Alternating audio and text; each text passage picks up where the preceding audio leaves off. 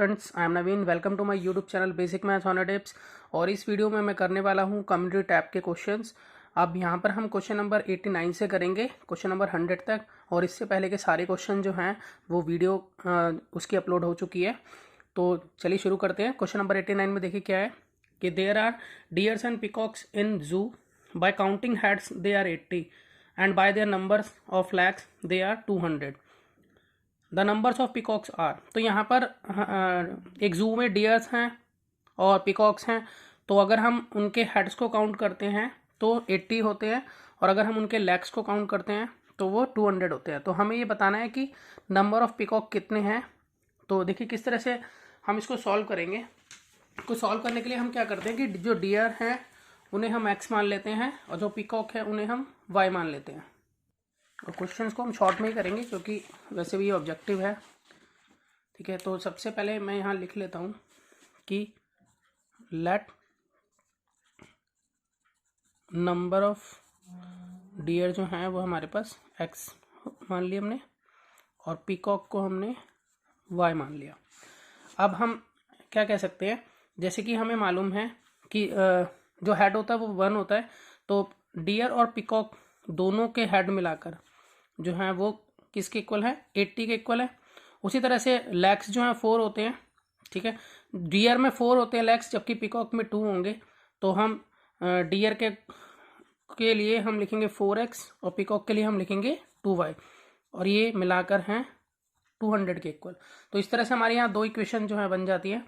अब हम यहाँ क्या करेंगे कि इन दोनों इक्वेशन को आपस में सॉल्व करेंगे।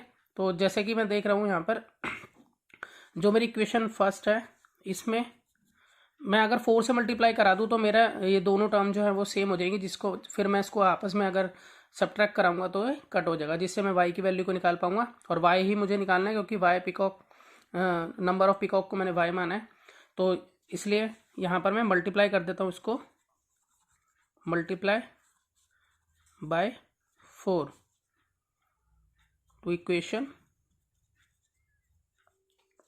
इक्वेशन फर्स्ट को मैं 4 से मल्टीप्लाई कर रहा हूँ, तो 4 से मल्टीप्लाई कर हो जाएगा ये 4x plus 4y equal to 4 को इससे मल्टीप्लाई करूँगा तो यहाँ पर हो जाएगा 320। तो अब मेरी इक्वेशन जो है वो थर्ड इक्वेशन मैं मान लेता हूँ इसको कि थर्ड इक्वेशन मेरी बन गई है। अब यहाँ पर मैं थर्ड इक्वेशन में से मैं सेकंड इक्वेशन को सब्ट्रैक्ट करा लेता हूँ। अब मैं यहाँ लिख दूंगा subtract equation second from third. तो इसके लिए पहले मुझे थर्ड इक्वेशन लिखनी है जो कि है 4x plus 4y is equal to 320। फिर मैं सेकंड इक्वेशन लिखूंगा 4x plus 2y is equal to 200। जब हम लेस करते हैं आपस में तो हम साइन जो है चेंज कर देते हैं। तो यहाँ पर साइन चेंज कर देंगे, ये प्लस का तो माइनस हो जाएगा, ये प्लस का माइनस हो जाएगा, ये भी 200 प्लस का है तो ये माइनस हो जाएगा। तो ये प्लस 400 और प्लस 4x और माइनस 4x आपस में कैंसिल हो गए। और यहाँ पर अगर हम सॉल्व करें प्लस 4y और माइनस 2y को, तो हमारा आंसर बनता है यहाँ पे इसको सॉल्व करके 2y। इसी तरह से 320 में से 200 हम लेस करते हैं तो बनता है 120। तो 2y जो है वो यहाँ पर 120 के इक्वल हो गया। तो y is equal to 120 upon में 2, तो काट कर आ जाता है 60। इसका मतलब ये है कि जो पिकॉक है वो 60 है। तो अगर हम ऑप्शन में चेक करें तो यहाँ पर देखिए ऑप्शन डी जो है वो बिल्कुल करेक्ट है। देखिए क्वेश्चन नंबर 90 में हमें पूछा है the sum of consecutive angles of a parallelogram. तो पैरेललोग्राम के जो कंसेक्यूटिव एंगल्स का जो सम होता है वो कितना होता है। तो देखिए जैसे कि मैं एक छोटा सा पैरेललोग्राम बना के दिखाता हूँ आपको। ये जैसे पैरेललोग्राम है, तो अगर ए बी सी डी, ये इस तरह से ए बी सी डी एक पैरेललोग्राम बना लिया, तो कॉन्जिक्यूटिव एंगल कौन से होंगे, जैसे कि ए और बी कॉन्जिक्यूटिव होंगे, बी और सी कॉन्जिक्यूटिव होंगे, सी और डी भी कॉन्जिक्यूटिव होगा। कॉन्जिक्यूटिव का मतलब होता है क्रमागत, मतलब एक के बाद एक लगातार जो आ रहे हैं। तो सी के बाद डी आता है, डी के बाद ए आता है। तो चलिए हम अगर डी और ए ही ले लेते हैं तो ये पूछ रहे हैं इनका सम कितना होगा। तो देखिए हमने पढ़ा था कि जब दो लाइनें पैरेलल होती हैं और एक ट्रांसवर्सल लाइन उन्हें कट करती है अलग अलग पॉइंट पर यहाँ पर, तो ये जो एंगल होते हैं इन्हें हम बोलते हैं को इंटीरियर एंगल्स। तो सेम कंडीशन यहाँ है, तो ये को इंटीरियर एंगल्स का जो सम होता है वह ऑलवेज 180 डिग्री होता है।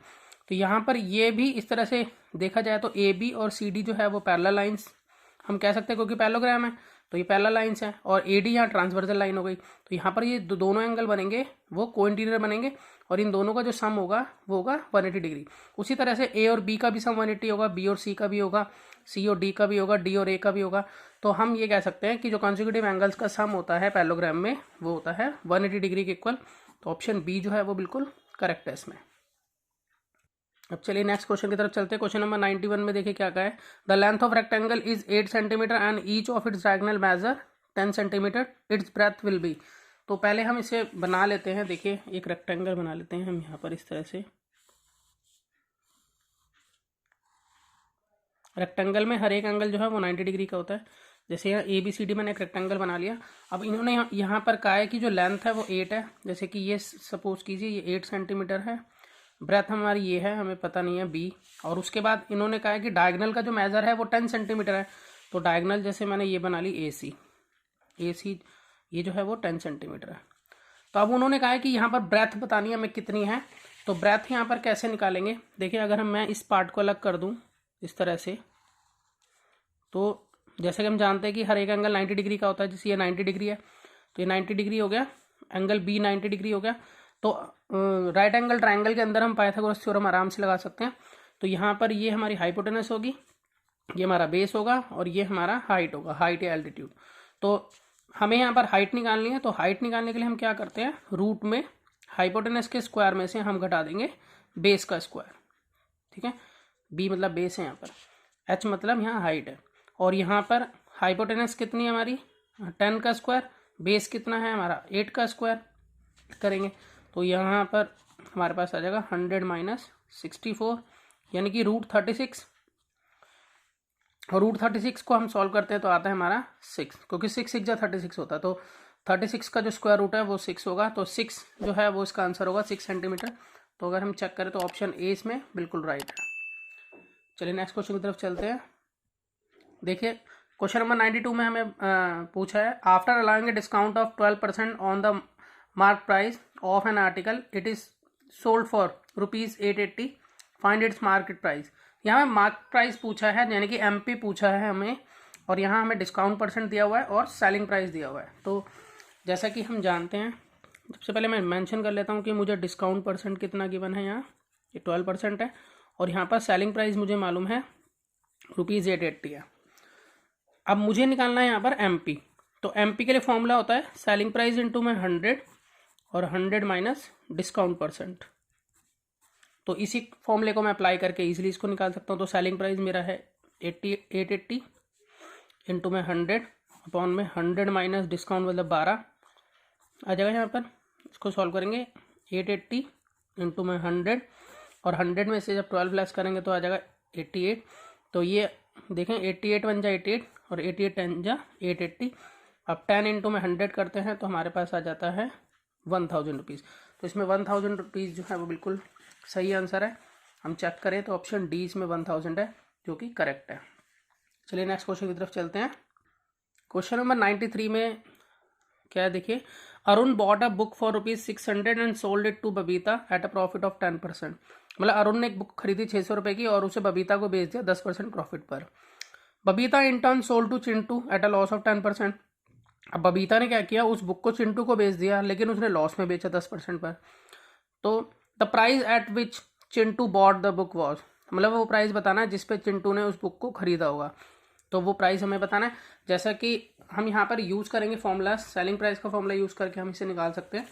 तो यहाँ पर हुआ क्या है, सबसे पहले जो बुक थी वो थी अरुण के पास, अरुण ने बेची बबीता को और बबीता ने बेची उसे चिंटू को। अरुण ने बबीता को बेची है 10% प्रॉफिट पर, ठीक है, और बबीता ने उसे चिंटू को बेची है 10% लॉस पर। तो यहाँ पर हम इसी के हिसाब से चलेंगे कि cost price of book for Arun, Arun के लिए बुक का कॉस्ट प्राइस कितना है 600 रुपीज़ है, और वो प्रॉफिट % कमा रहा है। प्रॉफिट % कितना कमा रहा है वो 10%। तो वो सेलिंग प्राइस क्या रखेगा बुक का, तो सेलिंग प्राइस का फॉर्मूला होता है कॉस्ट प्राइस इंटू में 100 प्लस प्रॉफिट % अपॉन में 100, ये होता है फॉर्मूला। अब हम इस फॉर्मूले से इसका प्राइस निकाल लेते हैं, सेलिंग प्राइस। तो 600 इंटू में 100 प्लस 10 अपॉन में 100, तो 600 इंटू में 110 अपॉन में 100। तो 1 0 से 1 0 कट गई, 1 0 से ये 1 0 कट गई, तो हमारे पास यहाँ आ जाता है ₹6, 11 इंटू 6 66 और 1 0 ये वाली, तो 660 रुपीज़ आ जाता है। तो जो सेलिंग प्राइस होगा अरुण के लिए वो क्या हो जाएगा, वो कॉस्ट प्राइस फॉर बबीता हो जाएगा। बबीता के लिए तो वो कॉस्ट प्राइस हो जाएगा, अरुण के लिए वो सेलिंग प्राइस हो जाएगा। अब बबीता ने आगे से बेचा है लॉस पर, उसने भी 10% लॉस पर बेचा, तो वो कितने का सेलिंग प्राइस रखेगी इसके लिए, तो वो लॉस पर बेच रही है, तो कॉस्ट प्राइस, वही फॉर्मूला हम लगाएंगे जो यहाँ पर है। तो कॉस्ट प्राइस तो बबीता के लिए अब ये वाला है, तो कॉस्ट प्राइस इंटू में, अब 100 माइनस लॉस परसेंट होता है इसके अंदर, तो -10 हो जाएगा यहाँ अपॉन में 100। मैं यहाँ लिख देता हूँ, दो फॉर्मूले होते हैं ना, तो सेलिंग प्राइस का फॉर्मूला जो है बन जाएगा यहाँ पे कॉस्ट प्राइस इंटू में 100 माइनस लॉस परसेंट अपॉन में 100। हम ये वाला फॉर्मूला लगाएंगे जब हम बबीता का सेलिंग प्राइस निकालेंगे बबीता के लिए। तो यहाँ पर इसको सॉल्व कर लेते हैं, तो कितना बनता है ये 660 इंटू में 90 हो जाएगा ये अपॉन में 100। दो जीरो से यहाँ 2 जीरो उड़ा दिए हमने। अब यहाँ पर 66 को हम 9 से मल्टीप्लाई कर लेते हैं,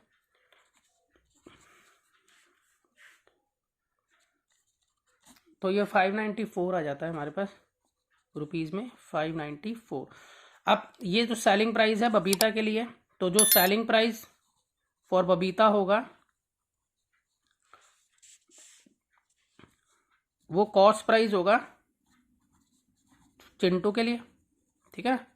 तो सेलिंग प्राइस जो बबीता के लिए वो कॉस्ट प्राइस होगा चिंटू के लिए, क्योंकि चिंटू ने तो खरीदा है उसको, तो इसका मतलब चिंटू को कितना कॉस्ट प्राइस पे करना, मतलब कितना का पड़ा वो बुक, यानी कि 594 रुपीज़ जो है वो इसका करेक्ट आंसर है। चलिए नेक्स्ट क्वेश्चन की तरफ चलते हैं। बहुत ही अच्छा और इम्पॉर्टेंट क्वेश्चन है, क्लास 8th में लीनियर इक्वेशन में ये क्वेश्चन जरूर आता है अक्सर पेपर में, तो अच्छे से इसको समझना है। देखिए क्वेश्चन नंबर 94 में हमें बताया है कि a number has 2 digit whose sum is 9, if 27 is added to the number its digit get interchange the number is. तो मतलब 2 डिजिट का एक नंबर है जिसका सम 9 है, मतलब एक नंबर है 2 डिजिट का उसका सम 9 है, अगर उसमें 27 को ऐड कर देते हैं तो वो नंबर उल्टा हो जाता है। सपोज करो मैं जैसे कोई भी नंबर अगर मैं ले लेता हूँ, जैसे 27 ही ले लिया, जैसे 27 देखो 2 डिजिट का नंबर है, अगर हम इन डिजिट का सम करें तो 9 आ रहा है। तो इसी तरह का कोई नंबर होगा, वो हमें नहीं पता, हमें निकालना है। तो अगर इसमें अगर 27 वो ऐड कर रहे हैं तो वो उल्टा हो जाता है। उल्टा होने का मतलब ये कि 72 बन जाता है, लेकिन ये नंबर नहीं है वो शायद, क्योंकि ये नहीं हो पाएगा। 27 ऐड करेंगे तो 54 बनेगा ये। तो वो नंबर ऐसा है कि वो 2 डिजिट का है और उन दोनों डिजिट का सम 9 है, और अगर उसमें 27 ऐड कर देते हैं तो वो उल्टा हो जाता है, मतलब डिजिट इंटरचेंज हो जाती है। तो हम यहाँ पर इसको कंसिडर नहीं करना, ये समझाने के लिए कहा था। तो सबसे पहले देखिए 2 डिजिट का नंबर है, तो जो पहली डिजिट है उसको मैं यूनिट प्लेस डिजिट को एक्स मान लेता हूँ। लेट यूनिट्स प्लेस डिजिट जो है उसको मैं एक्स मान लेता हूँ, और जो टेंस प्लेस डिजिट है उसको मैं 9 माइनस एक्स मान लेता हूँ। 9 माइनस एक्स इसलिए क्योंकि देखिए जैसे मैंने अभी समझाया आपको 27 था, इनका सम 9 है, तो अगर सम में से मैं यूनिट प्लेस डिजिट ये वाली है और टेंस प्लेस ये वाली है, तो अगर 9 में से 7 घटा दूंगा तो 2 आ जाएगा ना ये, यानी कि टेंस प्लेस डिजिट आ जाएगी। तो इसी तरह से हमें ना तो यूनिट प्लेस डिजिट पता ना टेंस प्लेस पता, लेकिन हमें सम पता, तो हमने यूनिट प्लेस को एक्स मान लिया और जो टेंस प्लेस डिजिट है उसको 9 माइनस एक्स मान लिया, क्योंकि 9 में से जब यूनिट प्लेस घटाऊंगा तभी टेंस प्लेस आएगा मेरा जो भी होगा। अब उसके बाद ना नंबर फॉर्म करेंगे। देखिए अगर मैं इसको एक्सपेंडेड फॉर्म में लिखूँ तो मैं इस तरह से लिख सकता हूँ 10 इंटू 2 प्लस 7, अगर वो डिजिट ये रही होती है तो इस तरह से एक्सपेंडेड फॉर्म में लिख सकता हूँ। तो मैं इसको एक्सपेंडेड फॉर्म में लिखूंगा 10 इंटू में 9 माइनस एक्स और प्लस एक्स।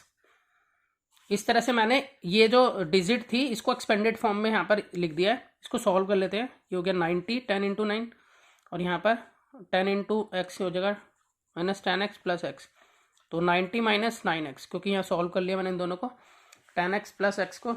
अब उसके बाद इंटरचेंज भी होनी है डिजिट, तो हम अभी इंटरचेंज कर लेते हैं। क्या होना चाहिए, आफ्टर इंटरचेंजिंग डिजिट, अगर हम डिजिट को इंटरचेंज करें डिजिट्स को अगर इंटरचेंज करेंगे तो क्या होगा, ये वाला इधर आ जाएगा, ये वाला इधर आ जाएगा, मतलब ये इधर चला जाएगा लेफ्ट में, ये राइट में आ जाएगा। तो ये 10 इंटू एक्स और यहाँ पर 9 माइनस एक्स यहाँ आ गया, तो 10x प्लस 9 माइनस एक्स, तो 10x में से 9x सॉरी x गए तो 9x बचा, 10x में से x गए और प्लस 9, ये इंटरचेंज होने पर ही है। अब क्वेश्चन के अकॉर्डिंग टू क्वेश्चन हमारे पास क्या है, जो हमारी ये डिजिट है मतलब ये वाली देखिए 90 माइनस 9x, ये हमारी वो था, ये नंबर था हमारा। अगर इसमें 27 को ऐड कर देता हूं तो डिजिट उल्टी हो जाती है, उल्टी होने के बाद तो मैंने ये सॉल्व करा ना, ये होनी चाहिए 9x प्लस 9। तो बस हमारी इक्वेशन बन चुकी है, इस इक्वेशन को हम सॉल्व करेंगे और आंसर को फाइंड आउट कर लेंगे। तो सबसे पहले 90 और 27 को मैं ऐड कर लेता हूं, तो ये बन जाएगा 117 minus 9x is equal to 9x plus 9।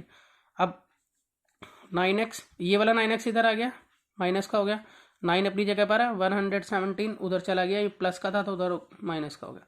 इसमें से इसको लेस करेंगे तो 108 आ जाएगा और निशान बड़ी संख्या का लगेगा। इन दोनों को ऐड करेंगे 9 और 9 यहाँ 18x हो जाएगा, यहाँ माइनस से माइनस कैंसिल हो गया, तो x इजिकल टू 108 अपॉन में 18। इसको अगर हम काटते हैं तो ये कट जाएगा हमारा 6 जा पे, सॉरी हाँ 6 जा पे ही कटेगा, ये 6 जा आ गया, x की वैल्यू 6 आ गई मेरी। तो अब मेरे पास जो यूनिट प्लेस डिजिट है वो आ चुकी है, यूनिट्स प्लेस डिजिट मेरी 6 आ चुकी है, x थी क्योंकि वो 6 आ चुकी है। और टेंस प्लेस डिजिट में निकाल लेता हूँ, और टेंस प्लेस डिजिट निकालने के लिए क्या करेंगे हम, 9 माइनस एक्स था वो, तो 9 माइनस 6 यानी कि 3, तो ये 3 जो है वो दूसरी डिजिट आ गई जो 10 प्लेस है। अब मैं नंबर को लिख लेता हूँ, तो नंबर को हम लिखते हैं 10 इंटू में 3 प्लस 6 यानी कि वो नंबर बनेगा 36, जो नंबर मैं शुरू में सोच रहा था। अब देखिए मैं इसको एक्सप्लेन करता हूँ क्वेश्चन के अकॉर्डिंग। देखिए यहाँ पे देखिए वो नंबर 36 है, 2 डिजिट का है देखिए, और इन दोनों का सम 9 भी है। अब क्वेश्चन में और भी क्या कहा था कि अगर मैं इसमें 27 जोड़ दूँ, चलो 27 यहाँ जोड़ देते हैं, तो डिजिट उल्टी हो जाती है, तो देखो क्या बनती है, ये हो गया 13, तो देखिए 36 का उल्टा होता है 63, देखो तो 63 ही बन रही है। तो जब 27 ऐड किया, दोनों का सम 9 भी है, ठीक है, तो 36 ही वो नंबर है जो कि पूछा गया था क्वेश्चन में। तो अगर हम इसमें चेक करें तो ऑप्शन डी जो है बिल्कुल करेक्ट है। चलिए अगले क्वेश्चन की तरफ चलते हैं। क्वेश्चन नंबर 95, क्वेश्चन नंबर 95 में हमें सॉल्व करना है 0.3x plus 0.4 equal to 0.28 x plus 1.16। तो मैं पहले इसको इक्वेशन को मैंने लिख लिया है, देखिए मैं इसको सॉल्व करूँगा यहाँ पर। तो यहाँ पर देखिए ये x वाला है, ये इधर आ जाएगा, तो 0.3x माइनस 0.28x और 1.16 अपनी जगह पर है, ये 0.4 इधर चला जाएगा। न्यूमेरिकल एक तरफ रख लिया हमने और वेरिएबल वाले टर्म्स एक तरफ रख लिए। अब यहाँ पर 0.3 को हम लाइक बना लेते हैं, पॉइंट के बाद यहाँ 2 वैल्यू है तो यहाँ पर एक 0 और लगा देते हैं, इसमें से हमें घटाना 0.28। अब हम ईजिली इसको लेस कर सकते हैं, तो यहाँ पर आ जाएगा 2, 2 में से 2 है 0, तो ये बना 0.02x, और यहाँ पर इसको घटा लेते हैं 1.16 में से हम 0.4 घटाएंगे, ठीक है। तो इसको हम घटाते हैं जब, तो यहाँ पर एक 0 मैं पहले से लगा देता हूँ लाइक बनाने के लिए, यहाँ 6, यहाँ पर 11 में से 4 गए 0.76 यहाँ आ गया आपका। उसके बाद x की वैल्यू निकालने के लिए 0.76 अपॉन में 0.02। अब देखिए पॉइंट को हटाऊंगा, नीचे 2 डिजिट है तो यहाँ 100 लगाऊंगा, इसी तरह से इस पॉइंट को हटाऊंगा, यहाँ पर भी 2 डिजिट है तो ऊपर भी 100 लगाऊंगा, तो 100 से 100 तो ये कैंसिल हो गया। अब हमारे पास बचा 76 अपॉन में 2, और अगर हम इसको कट करते हैं तो आ जाता है हमारे पास 38, ठीक है। 2 3 जा 6 और 2 8 जा 16, तो इस तरह से 38 जो है इसका राइट आंसर है। तो यहाँ पर हम चेक करते हैं 38 जो है ऑप्शन ए बिल्कुल इसमें करेक्ट है। तो चलिए नेक्स्ट क्वेश्चन की तरफ चलते हैं। नेक्स्ट क्वेश्चन में है the farmer has enough food to feed 20 animals in his cattle for 6 days। How long would the food last if there were 10 more animals in his cattle. तो वो कह रहे फार्मर के पास इतना खाना है कि वो 20 एनिमल्स को फीड कर सकता है, खिला सकता है अपने कैटल में। कैटल मतलब होता है, मतलब पशु जो होते हैं उन्हें कैटल बोला जाता है। 6 दिनों के लिए, मतलब 20 एनिमल्स के लिए उस फार्मर के पास खाना है 6 दिन के लिए, मतलब 6 दिन तक वो खिला सकता है। और कितने समय तक फूड जो है चलेगा, अगर 10 एनिमल और आ जाते हैं, मतलब 20 लोगों का 20 एनिमल्स का खाना 6 दिन के लिए तो है, लेकिन अगर 10 एनिमल और आ जाते हैं तो कितने समय तक आगे खाना चलेगा, तो ये हमें निकालना है। तो यहाँ पर देखिए कि अगर एनिमल बढ़ेंगे तो डेज कम हो जाएंगे, क्योंकि खाने वाले एनिमल्स अब ज़्यादा हैं, पहले कम थे, पहले 20 थे, अब 20 से और ज़्यादा बढ़ा रहे हैं वो, तो डेज कम हो जाएंगे। तो ये केस जो है वो इन्वर्स वेरिएशन का है, जिसमें एक क्वांटिटी बढ़ती है तो दूसरी घटती है। जबकि यहाँ पर क्या हो रहा है, यहाँ पर बढ़ कौन रहा है, यहाँ पर बढ़ एनिमल रहे हैं और घट कौन रहे हैं, डेज रहे हैं। तो हम इसको इन्वर्स वेरिएशन से करेंगे। इन्वर्स वेरिएशन के ऊपर ऑलरेडी वीडियो बनी हुई है, डायरेक्ट वेरिएशन, इन्वर्स वेरिएशन और कंपाउंड वेरिएशन पर आप चेक कर सकते हैं। तो आपको डिटेल में समझना है तो आप वीडियो देख लेंगे। मैं अभी इसको समझाता हूँ ये किस तरह से हम इसको करेंगे। देखिए, हम इसमें टेबल बना लेंगे, एक तरफ हम एनिमल्स और दूसरी तरफ डेज, इस तरह से। तो एनिमल्स 20 हैं तो उनके लिए 6 डेज का खाना है। अगर एनिमल 10 और बढ़ेंगे तो एनिमल हो जाएंगे 30। अब खाना कितने दिन का होगा, ये हमारा इस तरह से, ये x है, ये हमारा y है। तो जब कभी हम ये इन्वर्स वेरिएशन का केस करते हैं तो इन्वर्स वेरिएशन में क्या होता है कि जो k कांस्टेंट होता है वो, ये जैसे हम इसको x1 और y1 ले लेते हैं और ये x2 और y2 ले लेते हैं, तो x1 इंटू में y1 equal to x2 into में y2, ये k कांस्टेंट निकालने के लिए हम यूज़ करते हैं। तो यहाँ पर जो है x1 कितना है हमारा 20 और y2 6, x2 30, y2 हमें पता नहीं है, ये y2 है हमारा। तो यहाँ पर 20 इंटू में 6 अपॉन में 30, तो यहाँ 0 से 0 ये कैंसिल हो गए और 3 2 जा 6 और 2 2 जा 4 हो गया यहाँ पर। तो 4 डेज जो है y2 की वैल्यू जो आई है हमारी वो 4 आई है। इसका मतलब 4 डेज, पहले 6 डेज जो थे वो खा सकते थे 20 एनिमल्स, लेकिन जब एनिमल 30 हुए तो अब 6 डेज ही चल पाएगा, तो इसलिए 6 डेज, डी ऑप्शन इसमें बिल्कुल राइट है। चलिए नेक्स्ट क्वेश्चन की तरफ चलते हैं। इसमें कहा है कि total surface area of cube जो है 54 स्क्वायर सेंटीमीटर है, तो लेंथ निकालनी है हमें क्यूब की, क्या होगी लेंथ निकालने के लिए। जैसे कि total surface area of cube जो है वो किसके इक्वल होता है, पहले वो लिख लेते हैं यहाँ पर। तो मैं शॉर्ट फॉर्म में लिख देता हूँ, total surface area of cube हमें यहाँ दे रखा है 54 सेंटीमीटर स्क्वायर। ये तो total surface area of cube जो होता है वो होता है हमारा 6 इंटू एल स्क्वायर, इसके बराबर होता है। तो एल स्क्वायर निकालने के लिए हम क्या करेंगे, यहाँ पे 54 अपॉन में 6, तो यहाँ पे 6 9 जा 54, तो एल स्क्वायर जो है वो इसके बराबर आ गया। तो हाँ, एल यहाँ पर जो है रूट में कन्वर्ट हो जाएगा, स्क्वायर जब उधर शिफ्ट होता है इक्वल टू के बाद तो रूट में कन्वर्ट हो जाता है। तो √9 का आंसर क्या होता है 3। तो इसका मतलब एल जो है वो 3 आ गई, मतलब एज, एल मतलब यहाँ पर एज है, तो एज यानी कि साइड वो हमारी कितने आए थे 3। तो इसमें बी ऑप्शन आप देख रहे हो 9, सॉरी 3 आई है, तो ए ऑप्शन इसमें बिल्कुल राइट है। ठीक है, तो अब नेक्स्ट क्वेश्चन की तरफ चलते हैं। क्वेश्चन नंबर 98 में हमें कहा है कि 2 cubes with 12 centimetre edge are joined end to end, मतलब 2 क्यूब हैं जिनकी एज 12 सेंटीमीटर है, उनको ज्वाइन किया गया एंड टू एंड। तो जो सरफेस एरिया होगा रिजल्टिंग क्यूबॉइड का वो क्या होगा। तो देखिए, सबसे पहले मैं आपको फिगर बना के दिखाता हूँ इसकी, कि ये जैसे कि एक क्यूब हम बना लेते हैं यहाँ पर। तो ये एक क्यूब बना दी मैंने, लेकिन उन्होंने कहा यहाँ 2 क्यूब है जो को जोड़ा गया। तो अगर मैं इसको और इस तरह से बनाऊं तो इस तरह से बनेगा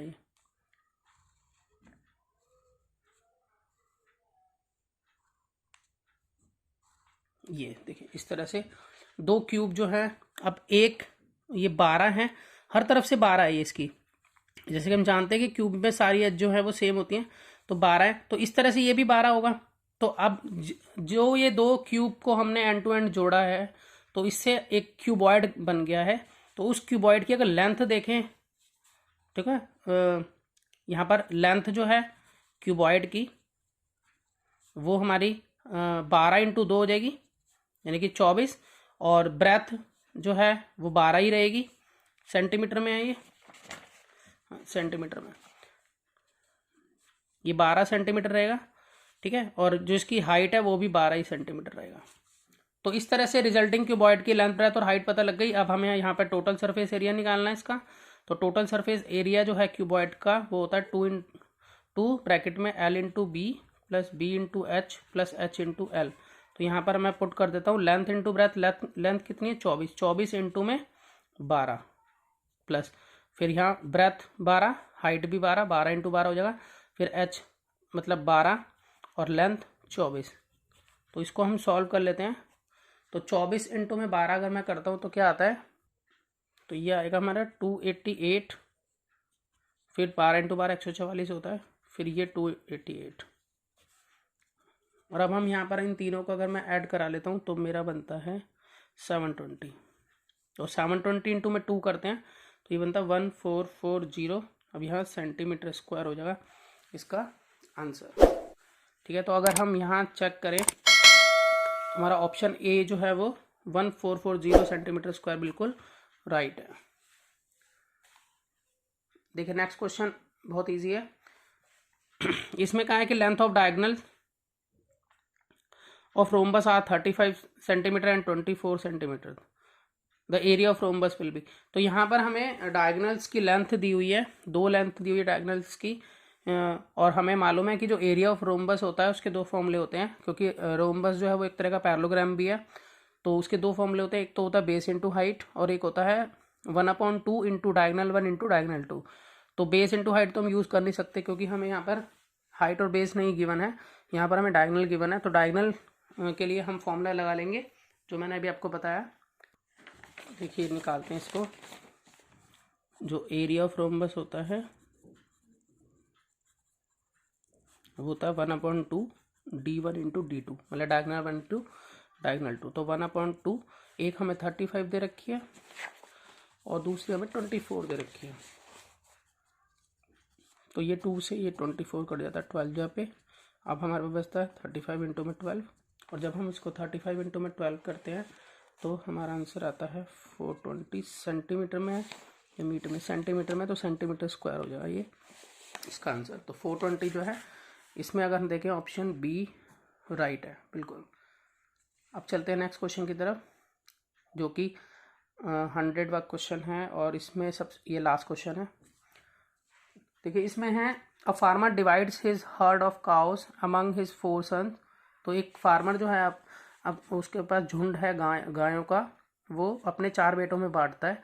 सो that the first son get 1/2 of the herd. मतलब जो भी झुंड है उसका 1/2 मतलब कि आधा उसको पहले बेटे को देता है, आधा जो है पहले बेटे को देता है। And the second son 1/4, second son मतलब दूसरे बेटे को 1/4 देता है।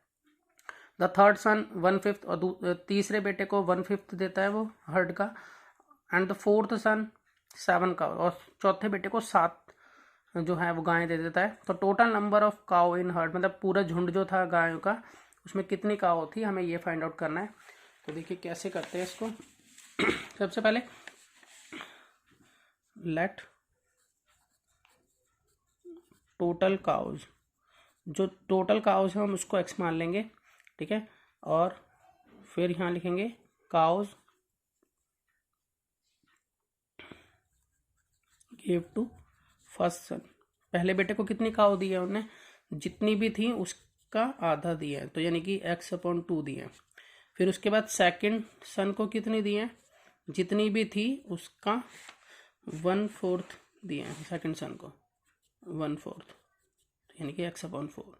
थर्ड सन को कितनी दी है, थर्ड सन को जितनी भी थी उसका 1/5 दिए हैं, यानी कि x/5 हो गया ये। उसके बाद चौथे बेटे को कितनी दी है उसने, चौथे बेटे को 7 काउज दिया। अब इसका मतलब ये है कि ये सब मिलाकर टोटल x के बराबर होंगे, क्योंकि हमने टोटल काउज को x माना हुआ है। तो हम इसमें इक्वेशन बना सकते हैं कि पहले बेटे को थी x/2, दूसरे बेटे को दी x/4, तीसरे बेटे को दी x/5 और चौथे बेटे को दी 7 काउ। सब मिलाकर x के इक्वल होगी, टोटल काउज हमने x मानी हुई है उसके इक्वल होगी। बस अब इसको सॉल्व कर लेंगे, x/2 plus x/4 plus x/5। अब ये x इधर आ गया और 7 उधर चला गया। अब हम इन सब का एलसीएम ले लेते हैं। एलसीएम क्या आएगा, अगर हम इसका एलसीएम लेंगे तो आएगा हमारा 20। तो 2 की टेबल में 20 कितने पे आता है, 10 पे, 10 को ऊपर से मल्टीप्लाई करेंगे तो यहाँ 10x हो जाएगा। 4 की टेबल में 20 कितने पे आता है, 5 जा पे, 5 को ऊपर से मल्टीप्लाई करेंगे तो 5x हो जाएगा। 5 की टेबल में 20 कितने पे आता है, 4 जा पे, 4 को ऊपर से मल्टीप्लाई करेंगे 4x। 1 की टेबल में 20 आता है, 20 जा पे, 20 को ऊपर से मल्टीप्लाई करेंगे 20x इजिकल टू -7। तो यहाँ इन सबको अगर मैं सॉल्व करूँ, 15 4 19, 19x माइनस 20x अपॉन में 20 इजिकल टू -7। अब हम यहाँ पर इसको लेस करेंगे, इन दोनों को आपस में लेस करेंगे तो हमारे पास आ जाएगा -x अपॉन में 20। तो 20 में से 19 का एक निशान बड़ी संख्या का आएगा और इजिकल टू -7। तो माइनस से माइनस यहाँ कैंसिल हो जाता है, क्रॉस मल्टीप्लाई कर लेते हैं उसके बाद x इंटू में माइनस 7 इंटू में 20। तो x बन जाए x, 7 2 जा 14, यहाँ 140 आ जाता है। दो देयर फॉर टोटल काउस जो है वो जो है 140 थी टोटल काउस। तो यहाँ पर अगर हम देखें तो ऑप्शन बी जो है वो राइट है बिल्कुल, 140। तो ये जो है 100 क्वेश्चन ख़त्म हो जाता है यहाँ पर। तो मिलते हैं नेक्स्ट वीडियो में और नए क्वेश्चंस लेकर। इस अब तक कम्युनिटी टैब्स में 100 क्वेश्चन सॉल्व हो चुके हैं और सभी की वीडियो जो है वो अपलोडेड है। तो आप पीछे से क्वेश्चंस भी ट्राई कीजिए और अपनी मैथ्स को इम्प्रूव कीजिए। तो तब मिलते हैं नेक्स्ट वीडियो में। Good bye.